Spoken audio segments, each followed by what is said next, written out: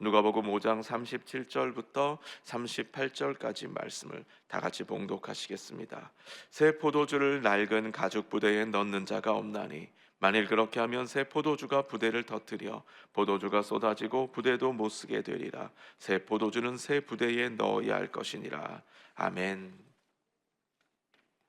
오늘은 감사큐 T365의 진행에 따라서 조금 전 읽은 이 누가복음 5장 37절 38절 말씀을 가지고 낡은 가죽 부대를 버려라, 이런 제목으로 말씀을 나누려고 합니다. 복음서를 보면 예수님이 이 땅에 거니시면서요, 천국 복음을 선포하시고 사람들을 고치셨습니다. 예수님은 이 세상의 전부라고 생각하는 사람들에게 이게 전부가 아니라 하나님의 나라가 있다는 것을 말씀하셨습니다. 또한 예수님은 그 나라는 회개할 때 들어갈 수 있다고 말씀하셨고요, 사람들 사이를 비집고서라도 그 나라에 들어가려고 애쓰는 사람이 얻을 수 있다라고 말씀하셨습니다. 그 나라가 이미 임했고 우리에게 열려 있습니다. 들어가는 건 우리의 몫입니다. 또한 예수님은 이 땅에 거니시면서 사람들을 고치셨는데 그들의 몸과 영혼과 삶을 고치셨습니다. 이게 전부라고, 더 이상 손 써볼 것 없다고, 그래서 포기한 사람들에게 그게 아니라고, 우리의 인생을 향한 하나님의 계획은 그게 아니라고 알려주셨습니다. 그분은 우리를 고쳐주셨습니다. 자, 그런데 예수님은 어떤 사람은요, 손을 얹어서 고치셨고, 어떤 사람은 땅에 침을 뱉으신 후에 진흙을 이기시고 눈에 발라주신 다음에 실로암 못에 가서 씻으라고 말씀해 주셨습니다. 또 어떤 사람에게는 나은 줄로 믿고 내 믿음이 너를 구원하였다, 이렇게 말씀하셨고요.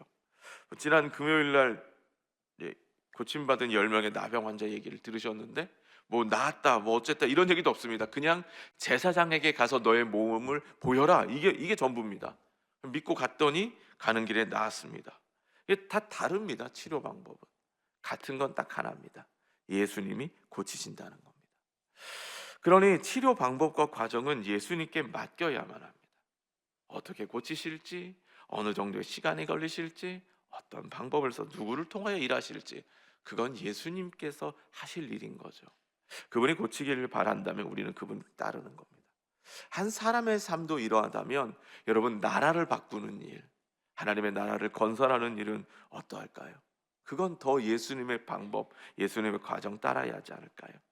그런데요, 대부분의 예수님 당시 사람들은 그러지 못했습니다. 예수님을 안 따랐습니다. 그러니까 멸망에 이르렀죠. 암탉이 새끼를 품으려고 하는 것처럼 끊임없이 품으려고 했지만 사람들이 거부했습니다. 그래서 결국에 예루살렘은 망했습니다. 사실 여러분 입장에서 보면 예수님 따르는 게 가장 좋은 거 아닐까요? 그게 정답 아닙니까? 뭐 이럴 수 있지만 생각해 보시면 여러분 그게 그렇게 쉽지 않습니다. 본문에 나와 있는 이 비유 아시죠? 예수님은 새 포도주인데 낡은 가죽 부대는 그걸 담을 수가 없는 겁니다.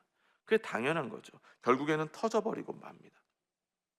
뭐 이 이야기는 굉장히 잘 아실 겁니다. 그러니까 가죽으로 부대를 만들어서 거기에 이제 포도주를 담았는데 시간이 지나면은 가죽이 점점 딱딱해집니다. 탄성이 적어지고요. 뭐 오래된 포도주를 담고 있을 때는 문제가 없습니다. 물 담을 때 문제 없습니다. 그런데 새 포도주를 담으면 발효 과정에서 부풀기 때문에 터져버리고 납니다. 가죽 부대도 버리고 포도주도 버립니다. 예수님이 하시는 말씀은 그겁니다. 하나님의 나라의 틀은 옛 종교 생활의 틀로는 절대 담을 수 없다라고 하는 겁니다. 바리새인들처럼 사람들에게 보이기 위해서 살아가는 사람들은 절대로 하나님의 뜻을 받아들일 수 없다는 겁니다. 그들이 보아야 될 건 하나님, 그 하나님의 나라인데 이 사람들은 끊임없이 이 나라, 이 땅 사람들만 보고 있으니까요, 절대로 담을 수가 없는 겁니다. 우리는 어떨까요, 여러분? 우리는 과연 하나님의 나라, 예수님의 구원, 그분의 말씀을 우리의 삶에 담을 만할까요? 오늘 그걸 함께 생각해 보고자 합니다. 첫 번째 질문은 이겁니다. 여러분, 사람이 문제일까요? 아니면 그 사람을 품지 못하는 내 마음이 문제일까요? 어떤 쪽인 것 같으세요?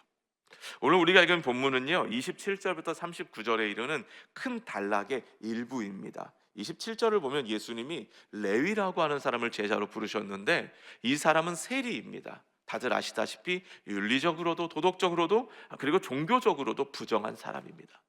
딱히 좋은 사람이 아니죠. 모든 사람이 어떻게 저런 사람을 제자로 삼을까 싶은 그 사람을 예수님이 제자로 삼으셨습니다. 그걸 보고 있는 사람들은 무슨 생각을 할까요?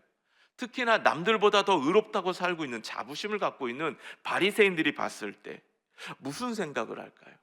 예수님은 왜 저런 사람을 가까이 하시지? 왜 저런 사람을 제자로 삼으시지? 나 같은 사람, 나처럼 준비된 사람, 나처럼 의롭고 도덕적으로 사는 사람을 부르고 가까이 해야 되는 거 아니야? 이상하지 않습니까? 그런데 예수님이 그 다음의 모습은 또 이겁니다. 레위가 베푼 그 잔치 자리에 같이 앉아서 죄인들과 세리들과 함께 먹고 마시는 겁니다. 이해가 되지 않습니다. 아니, 율법에 따르자면 부정한 사람과 같이 앉아 있으면 그 사람도 부정하게 되는데, 죄인하고 함께 자리에서 식사를 하면 예수님도 부정한 사람이 되는 건데, 그래서 우리는 이방인과 어울리지도 않고 죄인들과 함께 앉지도 않는데, 거룩한 사람들끼리 모여서 사는데 왜 예수님은 저러실까? 어떻게 예수님은 세리와 죄인들과 함께 먹고 마실 수 있는가? 예수님이 그들에게 뭐라고 말씀하시죠? 건강한 자에게는 의사가 쓸데없고 병든 자에게라야 쓸데있나니 내가 의인을 부르러 온 것이 아니요 죄인을 불러 회개시키러 왔노라. 예수님의 말씀이었습니다. 의사는 환자를 가리지 않습니다. 아프면 무조건 그를 위해 달려갑니다. 여기 죄인들이 있습니다. 그러니 그들을 깨끗하게 하실 수 있는 분, 그 죄를 용서하실 수 있는 그분은 그 자리를 가리지 않고 간다는 겁니다. 율법의 틀로는 죄인과 함께 있으면 죄인이 됩니다. 부정한 곳에 있으면, 부정한 것에 닿으면, 죽은 시체를 만지면 부정하게 됩니다. 그런데 예수님은 죽음을 생명으로 바꾸시는 분이십니다. 죄인을 의롭다 하실 수 있는 분이십니다. 죄인들 가운데 있으면 죄에 물드는 분이 아니라 그 죄인을 바꿀 수 있는 분이십니다. 그러니 바리새인들의 생각으로는 도저히 이해할 수가 없는 겁니다. 이제 이 사람들이 조금 다른 질문을 합니다.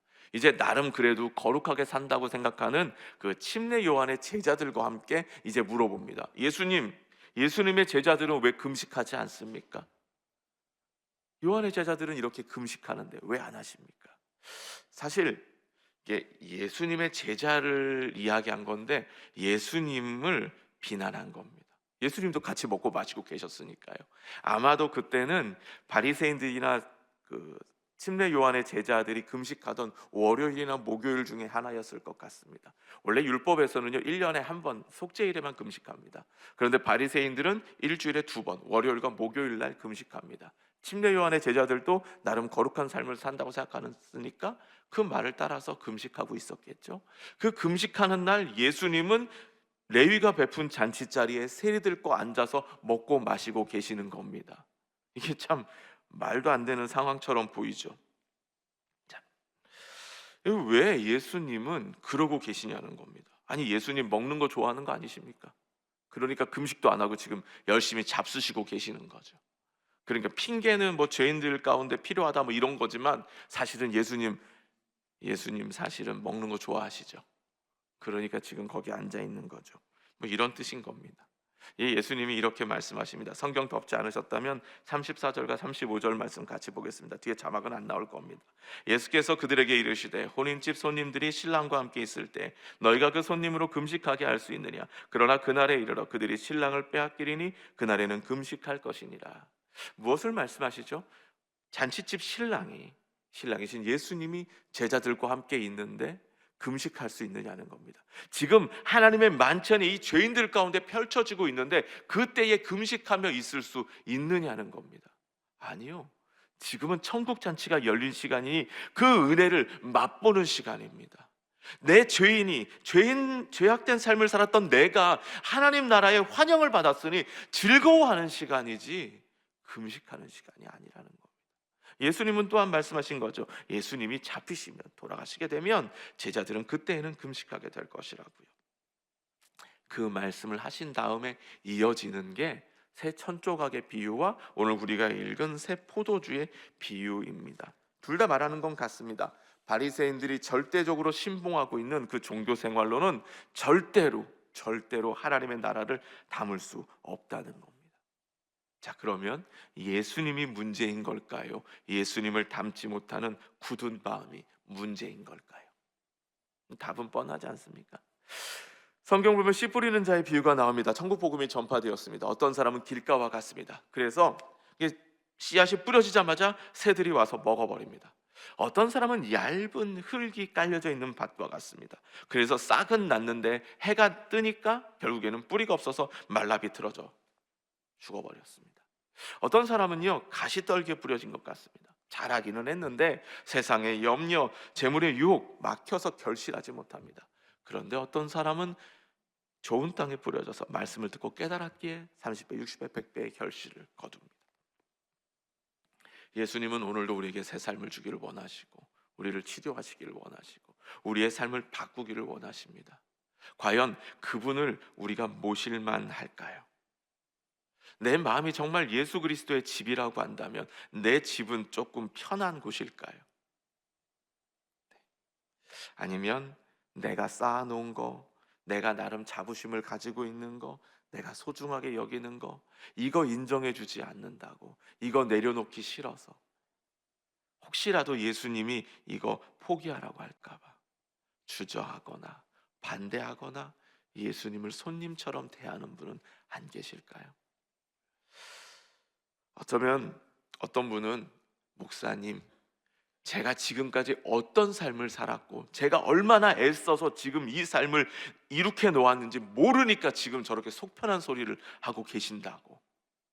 가진 것 하나 없고 누릴 것 하나 없다면 얼마든지 포기할 수 있는데 내가 지금 가지고 있는 게 너무 많은데, 그러니까 지금 저렇게 모든 거 버리고 예수님 따르라고 말하는 거 아니냐고 물어볼지도 모릅니다. 왜 일주일에 2번 금식하게 되었는지 모르니까 저렇게 금식을 무시하고 있는 거라고 말할지도 모르고요. 어떤 사람의 말처럼 좋은 집에서 태어나서 좋은 환경에서 자랐다면 나도 이렇게 되지 않았을 거라고 이야기할지도 모르겠습니다. 그래서 두 번째로 여러분과 나누고 싶은 거는요, 환경이 문제일까요? 그 환경을 견디지 못하는 내 마음이 문제일까요? 이겁니다. 낡은 바둑 부대는 말할지 모릅니다. 나도 처음에는 말랑말랑했습니다. 시간이 지나다 보니까 내 마음이 이렇게 굳어버렸습니다. 내가 문제입니까? 시간이 문제입니까? 내가 문제입니까? 환경이 문제입니까? 그런데 여러분, 성경에 환경이 좋아서 예수님을 잘 따를 수 있었던 때가 얼마나 있을까요? 대부분의 사람들은요, 환경을 탓합니다. 내 몸에 오늘 건강이 좋지 않습니다. 선생님, 오늘 저 시간이 없습니다. 제 경제적으로 제가 여유롭지 못해서 못합니다.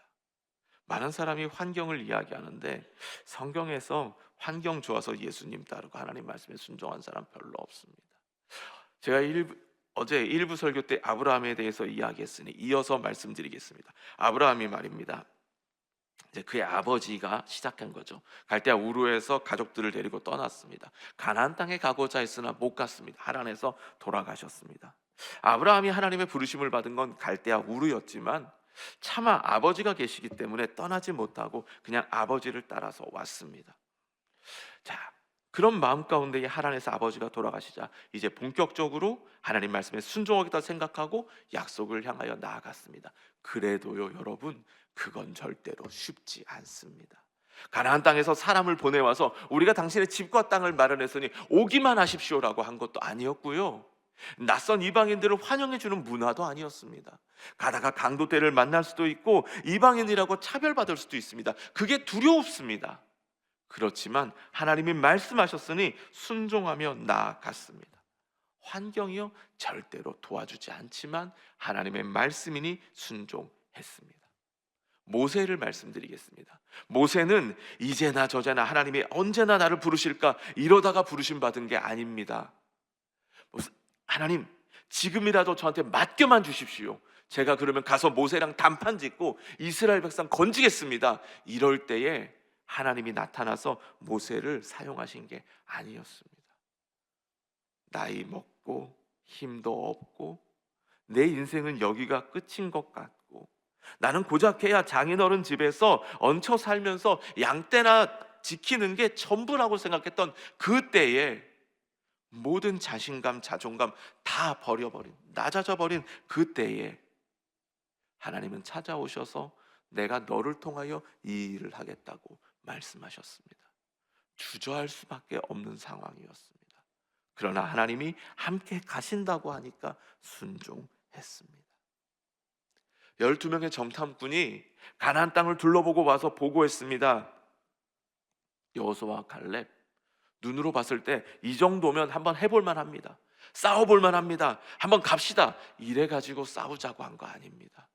눈으로 보면 상대가 되지 않습니다. 눈으로 보면 도대체 저거 어떻게 이겨? 이렇습니다. 하지만 눈에 보이지 않는 하나님을 보니까, 그 하나님의 말씀을 믿으니까 갑시다, 싸우러 갑시다 라고 말할 수 있는 겁니다. 여러분, 우리의 삶에 환경이 문제였다면 바디메오는 눈을 뜨지 못했을 겁니다. 예수님 주변에는 수많은 사람들이 몰려 있어서 눈 멀쩡한 사람도 사람 비집고 예수님께 다가가기 어렵습니다. 보이지도 않는 사람. 그래서 고래고래 소리를 지르는데 주변에서 제발 좀 조용히 하라고 말하는 그런 상황이었습니다. 환경이 도와주지 않습니다. 그래도 소리 지릅니다. 예수님, 나를 좀 불쌍히 여겨 주십시오. 그때 그에게 길이 열렸습니다. 예수님이 오라고 말씀하신 거죠. 환경은 어느 때든 우리를 도와주지 않습니다. 그러나 주님은 손을 내미십니다. 환경이 문제가 아니라 그 손을 붙잡지 못하는, 그 말씀을 믿지 못하는 우리가 문제가 아닐까요? 여러분에게 적극적으로 환경을 이겨내라고 말씀드리지는 못할 것 같습니다.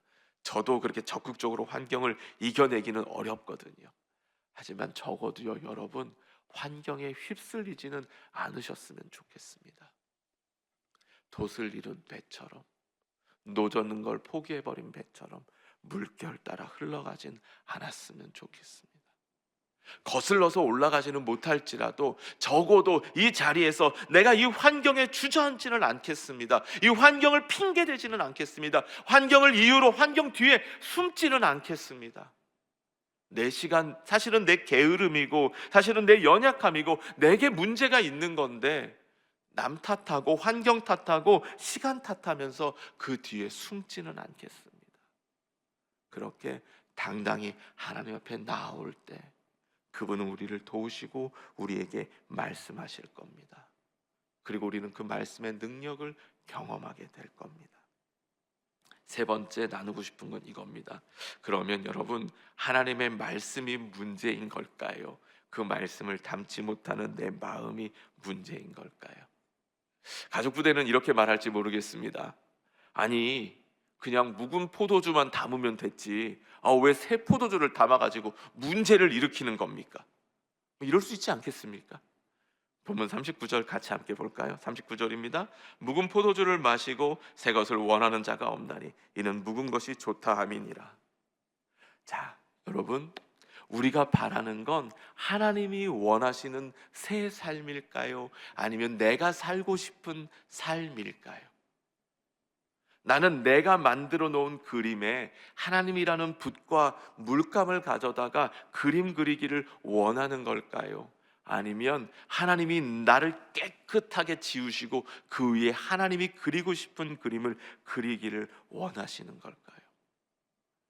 사실 나는 캔버스에 불과한데 내가 그림 그리는 사람인 것처럼 착각하면서 내 인생을 그리려고 했던 건 아닐까요? 내가 하나님의 말씀을 구하는 이유, 하나님의 말씀을 듣고자 하는 이유, 하나님 내 삶을 인도해 주십시오라고 말하는 건 내 인생에 하나라도 무언가를 더하기 위해서, 그래서 내 삶이 조금 더 나아지기를 원해서 아닐까요? 사실 하나님은 내 인생을 송두리째 바꾸고 싶어 하실 텐데 말입니다. 과연 우리는 어느 쪽일까요? 우리는 흔히 하나님, 저를 치료해 주시면 제게 주신 건강 가지고 하나님의 영광을 위하여서 일하겠습니다라고 말합니다. 그렇게 기도합니다. 그런데 내게 주어진 지금 오늘이라는 이 시간, 그리고 내게 얼마 남지 않은 그 작은, 그 미약한 건강 가지고 어떤 시간을 보내고 있을까요? 그 짧은 시간, 그 미약한 힘 가지고도 내가 원하고 내가 기뻐하고 내게 유익이 될 것 같은 것만 찾아서 하고 있는 건 아닐까요? 과연 그러한 삶에 하나님이 건강을 주시면, 그러한 삶에 하나님이 복을 주시면, 그러한 삶에 하나님께서 은혜를 베푸셔서 형통하게 하시면, 그때 나는 정말 하나님을 위하여 살 수 있는 걸까요? 우리의 인생 가운데 환경이 좋아서 하나님을 섬길 수 있는 날은 정말 며칠이나 될까요? 어쩌면 오늘 제 설교가 너무 레디컬한지도 모르겠습니다. 사실 여러분, 저도 이렇게 못 삽니다. 그런데 감사 큐티 365 본문이 하필 이 본문이라서 여러분 새 부대가 되어야 합니다. 이렇게 설교하고 있는 걸지도 모르겠습니다. 그런데 제가 이 말씀을 드리는 이유는 우리는 절대로 이렇게 살 수 없다는 겁니다. 내 노력으로는요, 내 의지로는요, 절대로 새 부대가 될 수 없습니다. 어떻게 살 수 있는지 아십니까? 에스겔 36장 25절부터 27절을 보면요, 이렇게 말씀합니다. 그냥 잘 들어주시면 되시겠습니다. 맑은 물을 너희에게 뿌려서 너희로 정결하게 하되 곧 너희 모든 더러운 것에서와 모든 우상 숭배에서 너희를 정결하게 할 것이며 또 새 영을 너희 속에 두고 새 마음을 너희에게 주되 너희 육신에서 굳은 마음을 제거하고 부드러운 마음을 줄 것이며 또 내 영을 너희 속에 두어 너희로 내 율례를 행하게 하리니 너희가 내 규례를 지켜 행할지라. 아멘. 답은 예수님의 보혈을 의지하고 성령님을 의지하는 것밖에 없습니다. 우리 예배 시간마다 보혈 찬송 많이 부르잖아요. 보혈 찬송 부르는 이유가 뭘까요?